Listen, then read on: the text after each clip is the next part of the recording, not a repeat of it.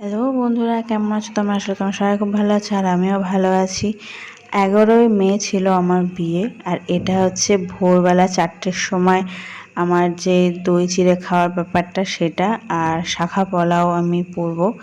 So দিদি আমাকে ভোরবেলায় তুলে দিয়েছে, মানে ঘুমিয়েছি 2টোর সময়, আবার 4টের সময় তুলে দিয়েছে। তো এই ছিল আমার লুক। দেখতেই পাচ্ছ কি বিচ্ছিরি লাগছে। দিদি সব নিয়মকানুন করেছে, মানে জঘন্য লাগছে আমাকে দেখতে। এত ঘুম পেয়েছে আমি আর তাকাতে পারছি না। তো এই দই চিড়ে খেয়ে আমি ঘুমিয়ে পড়েছিলাম। তারপর রিমা এসছে, টুয়া এসছে, এরা সব আমাকে আলতা পরিয়ে দিল।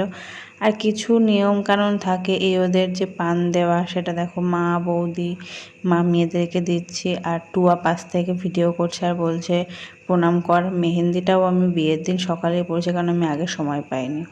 কেমন লাগছে আমাকে অবশ্যই জানিও। একটা ছোট্ট মিনি ব্লগ করলাম। আমার বিয়ের সব ভিডিও আমি তোমাদেরকে দেবো একে একে। আর দেখো মামিকে প্রণাম করছি, মামি কেমন করছে। সো আজকের মতো ভিডিও এখানেই এন্ড, টাটা।